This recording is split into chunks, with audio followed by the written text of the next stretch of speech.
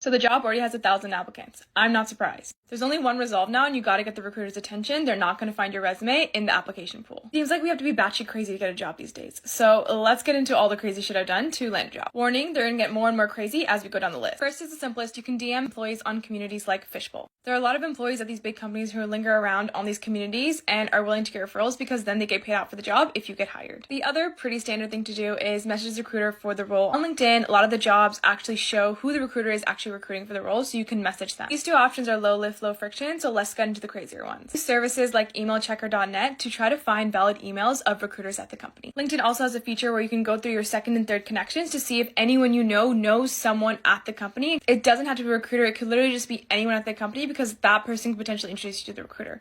It might be 3 or 4 hops to get there, but we're desperate out here. If you're just completely desperate, you could just cold DM as many employees at the company as possible. I would recommend using sales tools like Apollo and Rocket Reach and Woodpecker to automate this process. If you do this by hand, if you do this manually, this actually might take way too long where this is even feasible. And this last one is my all-time favorite because this actually worked for me several times. I will literally make a LinkedIn post or a Twitter post actually publicly tagging a leader at the company, asking them for 15 minutes of their time. The key to this message though is not just blanket asking them for time, but it's actually showcasing your personality and saying something unique about how you can add value to the company. First of all, you're posting it publicly, so you show that you're willing to embarrass yourself for the company. It shows extreme passion and dedication. Also, if it's a good post, you can hype people around it and get a bunch of likes and comments, which is further going to attract the attention of the person that you tagged. And as someone who gets hundreds of DMs every single day myself, if someone were to publicly tag me, you bet I'd be excited about giving it to them.